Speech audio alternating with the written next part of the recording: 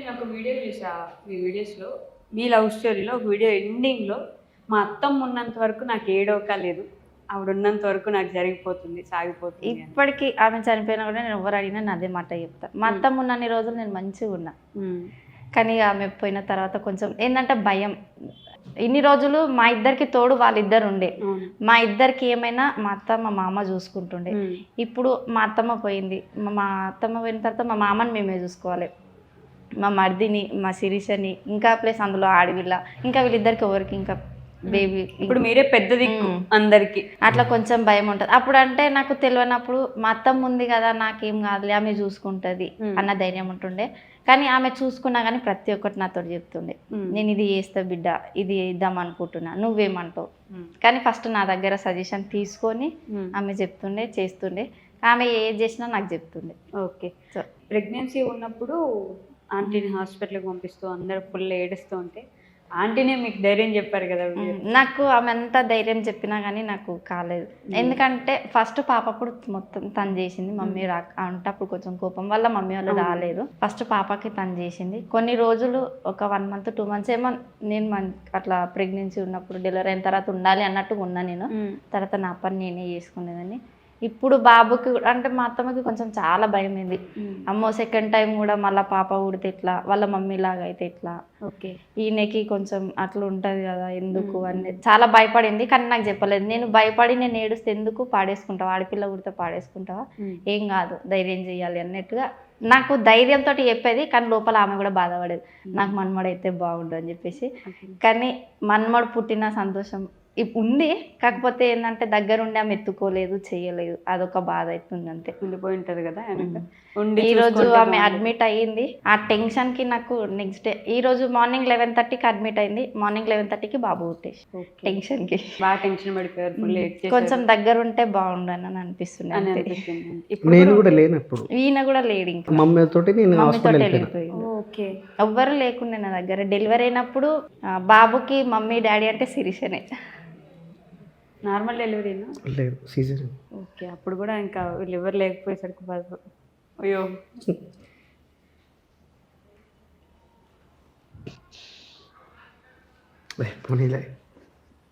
చెప్పనా ఆవిడ ఉంటే ఒక ధైర్యం ఏదైనా సరే అనుకోండి చూసుకునేటప్పుడు, అసలు ఎస్పెషల్ డెలివరీ అన్నప్పుడు పక్కన ఉంటే ఇంకా బాగుంటుంది అని. అంటే నేను నాకు పెయిన్స్ వచ్చినా కానీ నేను మమ్మీకి చెప్పలేదు. నాకు మమ్మీ నైట్ 10:30 11కి కూడా కాల్ చేసింది, నీకు ఏ నైట్ ఏమైనా నాకు కాల్ చేయమ్మా నీలో అంటే. మమ్మీకి కూడా అత్తమ్మ ఉన్న ధైర్యం ఉండే, ఏదేమైనా ఆమె చూసుకుంటుంది కదా తర్వాత నేను వెళ్ళి చూసుకుంటా అని చెప్పేసి. కానీ నాకు బ్యాక్ పెయిన్ వచ్చినా కానీ నేను మమ్మీకి చెప్పలే. నాకు 7 months నుంచి బాబుకి కొంచెం సఫర్ అయినా నేను, ఫుల్ టోటల్ బెడ్ రెస్ట్గానే ఉండే. అంటే అట్లా నార్మల్గా అలాంటి పెయిన్స్ కదా అని అనుకున్నా నేను. కానీ అక్కడికి వెళ్ళినాక లేదు మీరు ఇమ్మీడియట్గా అడ్మిట్ అయిపోవాలి, సిజరీన్ చేసేస్తాము అని చెప్పేసి సడన్గా చెప్పారు మాకు. అట్లా అయిపోయేసరికి నేను మమ్మీకి కూడా చెప్పలేకపోయినా. ఇంకా దగ్గర ఎవరు లేకుండే, మా అమ్మకి కొంచెం భయం అవుతుంది చిన్న పిల్లల్ని ఎత్తుకోవాలంటే. ఇక కానీ అమ్మమ్మ లేదు, నాయనమ్మ లేదు, కనీసం ఫాదర్ కూడా లేడు. అట్లా కొంచెం బాధ అవుతుండే అప్పుడు. అడగొచ్చు ఏమైంది అమ్మగారికి? ఇట్లా బ్లడ్ క్యాన్సర్. ఓకే. ఫస్ట్ నుంచి తెలుసా లేదంటే లాస్ట్ స్టేజ్ వరకు? లాస్ట్ స్టేజ్లోనే తెలిసింది. హాస్పిటల్ వెళ్ళిన తర్వాత ఫస్ట్ కెమ్ ఇస్తే నో రెస్పాన్స్, అసలు 0 కూడా రెస్పాండ్ అవ్వలేదు. ఓకే. డాక్టర్స్ చెప్పేసారు. చాలా తిరిగినాము, చాలా హాస్పిటల్స్ వెళ్ళినాము, ప్రైవేట్కి వెళ్ళినాము, అమ్మ చేసే ఈఎస్ఐ అన్నీ తిరిగినాము. ఎక్కడ పోయినా కూడా ఆ రిపోర్ట్స్ అన్నీ చూసేసి లీవ్ ఇంకా ఏం చేయలేము, ఇంటికి వెళ్ళి తీసుకొని వెళ్ళి ప్రశాంతంగా ఉన్నన్ని రోజులు హ్యాపీగా ఉండని తప్ప we can not do anything అన్నారు. అప్పుడే ఎలా తెలిసింది? మామూలుగా హాస్పిటల్కి వెళ్ళాలంటే ఏదో ఒకటి అయితే కొంచెం కాఫ్ ఎక్కువ ఉండే కొంచెం బక్కగా అయిపోతుంది రోజు రోజుకి. సో ఆమె ఇట్లా అవుతుందిరా నాకు అని చెప్తే, సరే నువ్వు చాలా ఎంత జాలి ఉంటే ఈమె చెకప్ ఉంటుంది కదా మంత్లీ చెకప్, ఇట్లా చెకప్ మా ఇద్దరు కలిసి వెళ్ళారు. కాఫ్ చెక్ చేస్తే నేనేమనుకున్నా నీకు టీబీ వస్తుందమ్మా అని చెప్పి ఎగతాళి చేస్తున్నాను. ఆ ఎక్కువ దగ్గుతున్నావు నువ్వు, టీబీ వస్తుందమ్మా నీకు అని చెప్పి ఎగతాళి చేస్తుంటే ఒకసారి టెస్ట్ అయినా చేయించుకుందామని గజ్వేల్ వెళ్ళిండే. అక్కడ టెస్ట్ చేయించిన తర్వాత కాఫ్ లేదు, అది లేదు, మరి ఇంకేమైంది వచ్చి అని చెప్పేసి బ్లడ్ టెస్ట్ డాక్టర్ ఈమె ముంగటే చెప్పింది కదా. ఇట్లా నార్మల్ గా చెవులలో చెప్పుకుంటారు తనకి బ్లడ్. అక్కడికి మన సబ్స్క్రైబర్స్ వెళ్ళండి. షాక్ అంటే షాక్ అయిపోయినా అక్కడనే ఏడుస్తుంది. మన సబ్స్క్రైబర్స్ అప్పుడు అక్కడికి వచ్చారు. ఉండి ఇక మనకు ధైర్యం కొంచెం ధైర్యం సజెషన్ చెప్పారు. చెప్పినాను అని మా అత్తమ్మకి తెలియలేదు, అప్పటికి మేము చెప్పలేదు. ఏమైంది అని అంటే కూడా ఏం కాలేదమ్మా అని చెప్పినాం. కానీ తను అడ్మిట్ అయిన తర్వాతనే నాకు ఇది అని చెప్పేసి ఇంకా వీళ్ళు చెప్పారు. ఆమెకు అది వచ్చిందని కూడా మేము ఎక్కడ చెప్పలేము. అక్కడ హాస్పిటల్ పోయినా కూడా ఏమైందంటే నీకు ప్లేట్లెట్స్ పడిపోయినాయి అంతే. చాలా ధైర్యం చెప్తుండే, ఆమె మాకు ధైర్యం చెప్తుండే. నేను మళ్ళీ డ్యూటీకి వెళ్తారా అని చెప్పి గొడవ పడుతుండే, పోతే అమ్మ ఏం కాదు అని చెప్పేసి. ఏ రోజైతే ట్రీట్మెంట్ జరుగుతుందో అసలు ఏం తెలియదు మాకు దాని గురించి. సెర్చ్ చేసి ఈ డాక్టర్ చెప్తుండే రేపు ఈ ట్రీట్మెంట్ జరుగుతుందని. దాని గురించి మాకేం తెలియదు కదా. మేము అదంతా హిస్టరీ మొత్తం దాని గురించి మొత్తం తెలుసుకొని మేము ధైర్యంగా ఉండి దాని తర్వాత అమ్మకి ధైర్యం చెప్పేవాళ్ళం. అట్లా ఉంటుండే. కానీ హాస్పిటల్లో అయితే అందరు చేతిలో తీసారు, అన్ని హాస్పిటల్ అదే చెప్పారు, అసలు ఏం చేయలేము, ఉన్నన్ని రోజులు ఇంటి దగ్గర చూసుకోండి అని చెప్పారు. అట్లాగే ఇంటికాడన్నా మా కొడుకుతోటన్నా ఆడుకుంటుందని తీసుకొచ్చాం. ఇక తీసుకొచ్చాక కూడా ఎట్లా అంటే హాఫ్ అన్ అవర్కి ఒకసారి ఆకలి అవుతుంది అమ్మకి, హాఫ్ అన్ అవర్కి ఒకసారి టైం టు టైం వండి పెట్టాల్సిందే. ఏది అంటే ఎక్కువ పెట్టొద్దు, మళ్ళీ మంచి కాస్ట్లీ అన్నీ తీసుకొచ్చినాం. ప్రెగ్నెంట్ కదా, మమ్మీ ఇంటికి తీసుకొచ్చినాక ఇంటికి తీసుకొచ్చిన డెలివరీ 1 month హాస్పిటల్లోనే ఉండే. నేను 1 month మొత్తం మమ్మీ దగ్గరే ఉన్నా.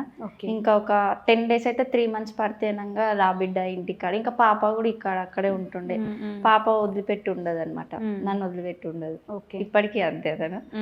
ఇక రా మమ్మీ ఏడుస్తుంది అని అంటే సరేలే అని చెప్పేసి వచ్చినాక కూడా తను ఆమె ఇష్టంగా మనతోటి అన్నట్టుగా ఆడుకోలేకపోయింది. ఎందుకంటే దానికి మొత్తం ఎనర్జీ లాస్ అయిపోయింది, ఎత్తుకోలేకపోయింది, ఆడుకోలేకపోయింది.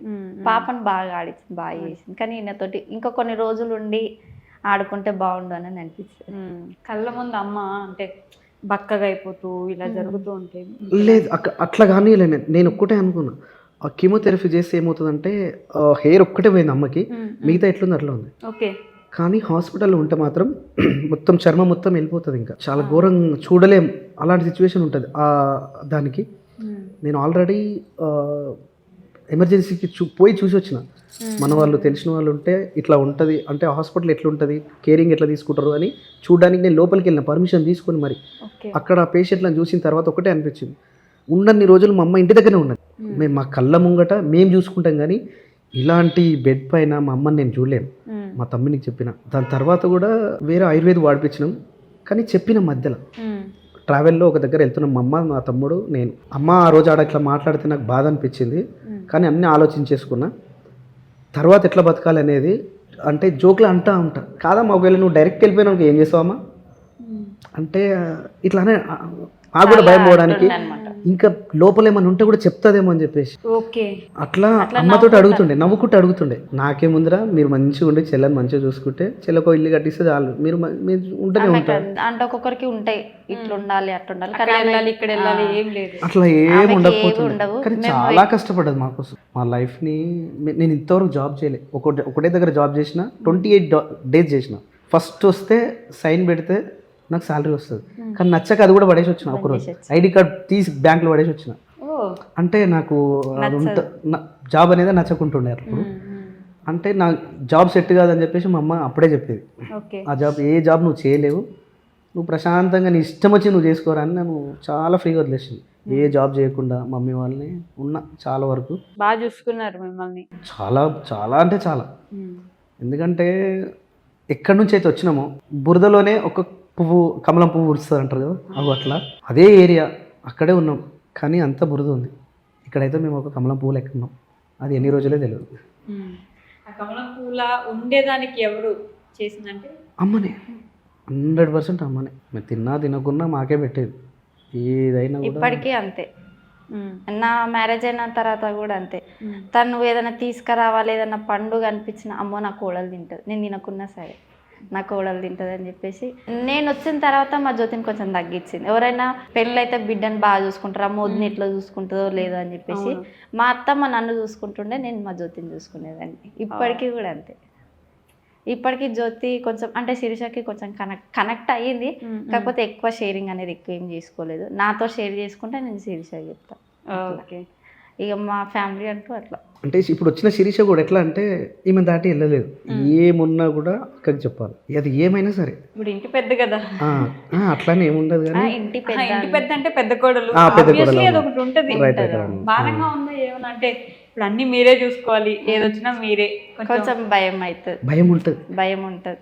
అప్పుడు మాకు వాళ్ళు ఉండే కాబట్టి తెలియలేదు అదే. మాకేముంది వాళ్ళు ఉన్నారు కదా అన్నట్టుగా లైట్ తీసుకున్నాం. కానీ తను ఏమంటే చనిపోయిందో తర్వాత అప్పటి నుంచి మాకు ఒక్కొక్క బాధ్యత అనేది పెరిగిపోయింది. ఇప్పుడు పిల్లలను చూసుకోవాలి, మాతో పాటు వాళ్ళని కూడా చూసుకోవాలి. ఇన్ కేస్ మాకు ఎందుకు అని అనుకుంటే కూడా చూసేటోళ్ళు కూడా అంటారు, ఆమె నిన్ను చూసుకోలేదా, నువ్వు ఆమెను చూసుకోవాలి అని చెప్పేసి. అక్కడ వరకు వెళ్ళండి, అక్కడ వరకు వెళ్ళర్లేండి, మీ ఫ్యామిలీ అట్లా జరిగిపోతుంది.